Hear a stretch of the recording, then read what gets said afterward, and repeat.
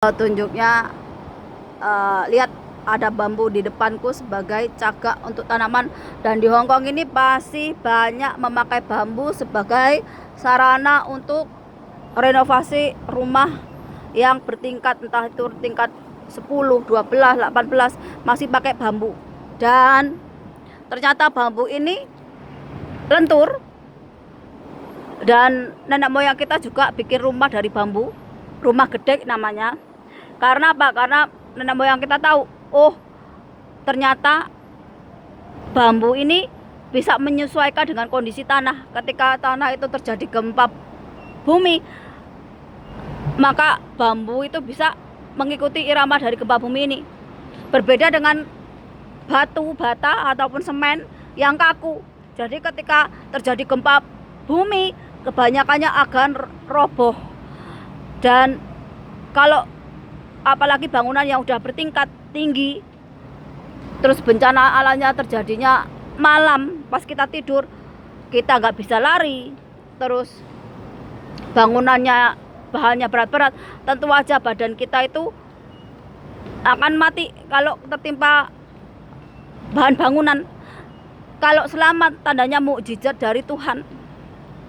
Jadi kalau ada saudara-saudara kita yang bikin mitigasi bencana dengan pindah ke area pegunungan dan bikin rumah seadanya, itu adalah cara yang cerdas dan sederhana, tapi lebih menyayangkan nyawa dan kehidupan mereka daripada harta benda. Karena apa? Harta benda itu bisa dicari, tapi orang atau nyawa itu nggak ada yang jual. Ini yang aku seneng dengan saudara-saudara yang di Maluku yang udah mau mitigasi bencana. Dan ikuti kata hati atau firasat atau feeling kalian. Kalau merasakan rasanya nggak nyaman, atau punya keinginan untuk pindah tempat, atau punya keinginan untuk menyerapkan diri atau benda ke daerah yang lebih aman lagi, lebih baik itu diikuti. Karena apa? Karena itu mungkin datangnya dari Tuhan, perantaranya alam semesta agar kamu terselamatkan. Kenapa? Karena berarti kamu punya kelebihan yang bisa mendapatkan firasat insting. Karena kebanyakan orang itu jangankan punya firasat atau insting, percaya sama Tuhan aja enggak. Kalau ada orang seperti BMKG atau orang-orang yang sudah punya firasat, punya insting yang mengabarkan akan ada bencana, orang akan merasa itu hanya gosip, itu hanya bualan, ataupun itu hanya omong kosong, tidak percaya. Karena apa? Karena selama ini mereka hidup nyaman, mereka itu duniawi.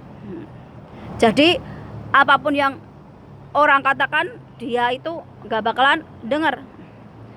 Orang yang seperti ini akan sadar kalau sudah kejadian. Kalau sudah bencana, ya jangan teriak-teriak, ya Allah ampuni dosa aku, atau Tuhan ampunilah dosa kami.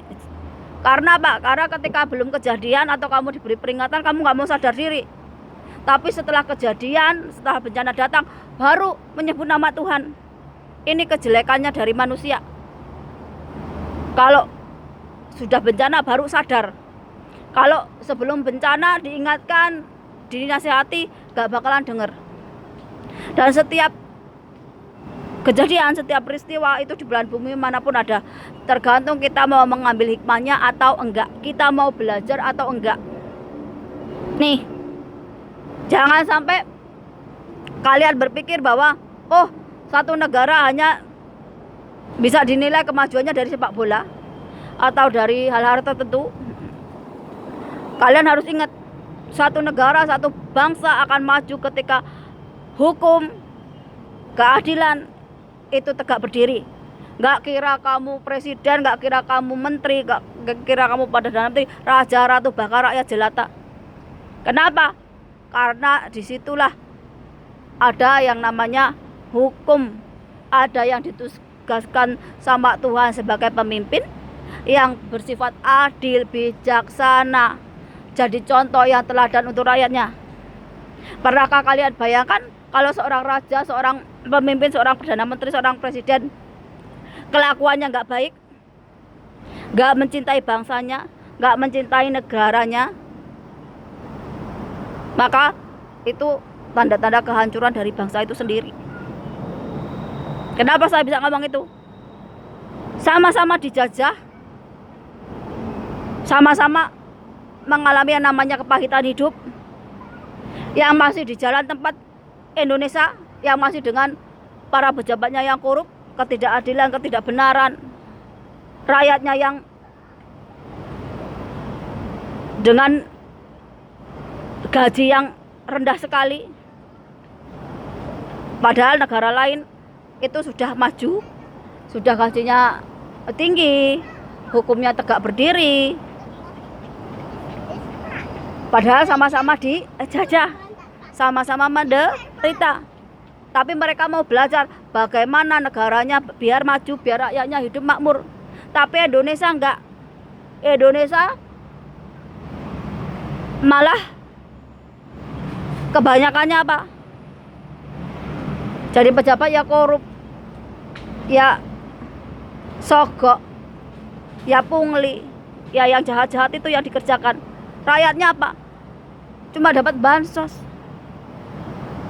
Lihat alam Indonesia yang berlimpah habis di tangan orang-orang yang tamak serakah.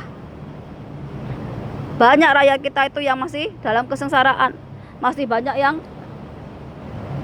kekurangan dari segi pendidikan, masih banyak orang-orang yang memang benar-benar membutuhkan yang namanya kesehatan, pendidikan, agar daerahnya itu lebih maju lagi.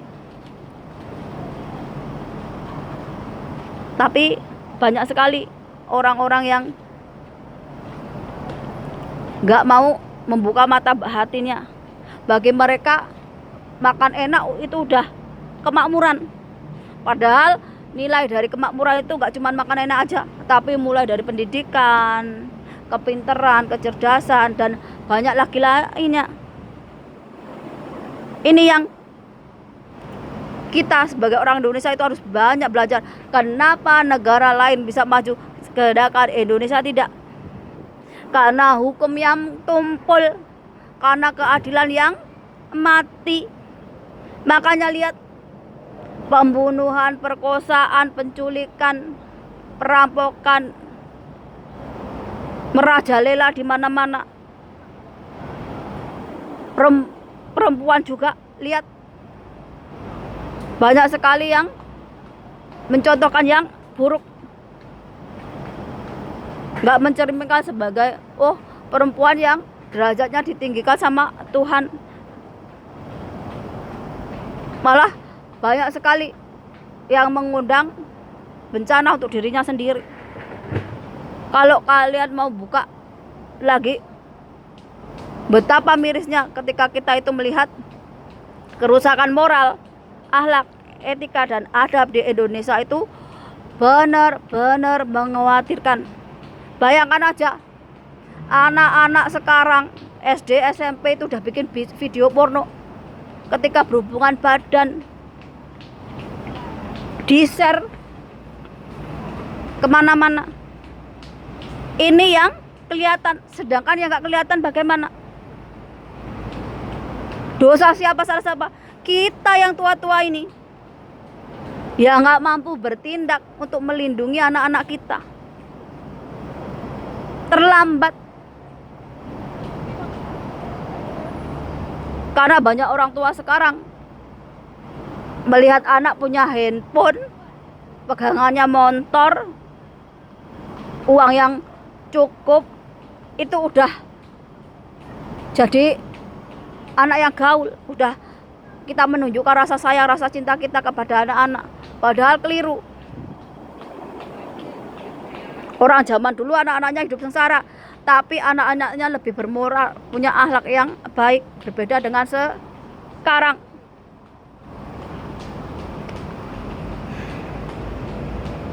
Ini juga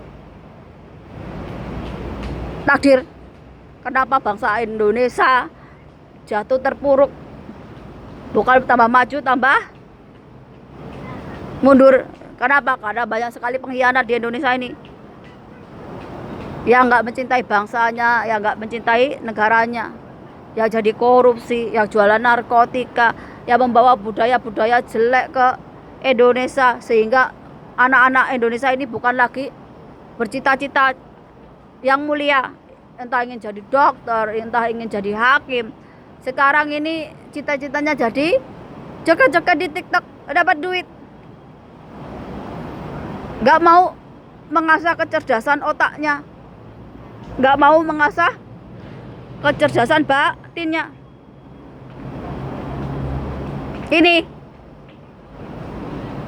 setiap kejadian, setiap peristiwa pasti akan membawa hikmah. Gak di Indonesia, gak dimanapun. Itu udah hukum alam.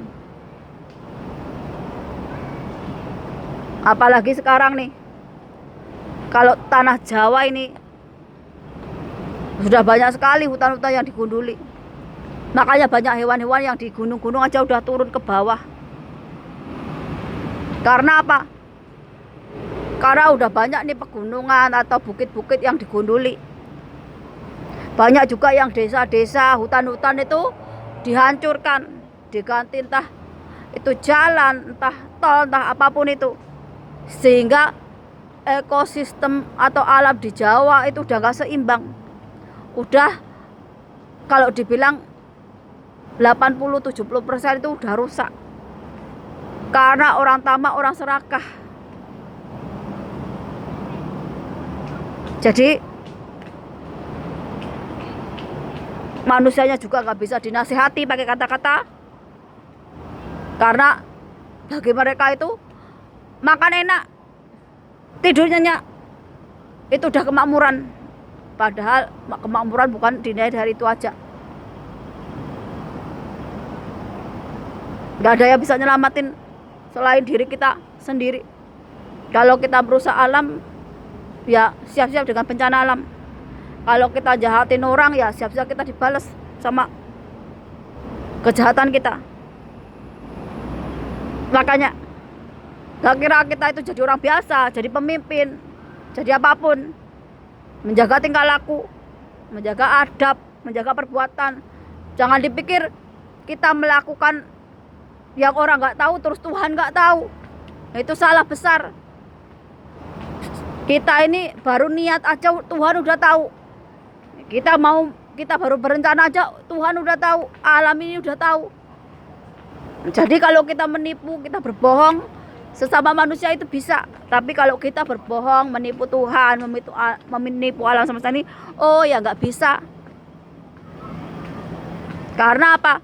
Karena kita itu terkoneksi secara batin, secara hati dengan Tuhan Yang Maha Esa dan juga dengan alam semesta. Jadi berhenti berbuat kejahatan, berhenti berbuat kezaliman, berhenti merusak alam. Kamu sendiri yang akan menanggung akibatnya. Sudah dibilang jangan merusak alam, jangan tamak, jangan serakah, masih dilakukan. Kalau kalian jadi menambang terus jadi longsor, kalian tertimbun mati, siapa yang salah kalau bukan kalian sendiri? Nih pelajaran, ya kita harus mau belajar. Kalau pengen selamat, kalau nggak pengen selamat, ya terserah. Mau nungging, mau hidup, mau mati, terserah. Itu bagi orang-orang yang nggak bisa dinasehati, bagi orang yang nggak bisa dikasih peringatan. Biarkan mereka mati jadi tumbalnya tanah Jawa, mati jadi tumbalnya Nusantara. Karena apa? Sampai mulut berbusa, sampai bibir mencong pun orang yang nggak bisa dinasehati, orang yang nggak bisa mendapatkan hidayah, orang yang nggak bisa mendapatkan petunjuk adalah orang-orang yang merugi, yaitu rugi dirinya sendiri. Karena mereka nggak mau dinasehati, nggak mau mendengarkan petunjuk, nggak mau mendekatkan diri sama Tuhan.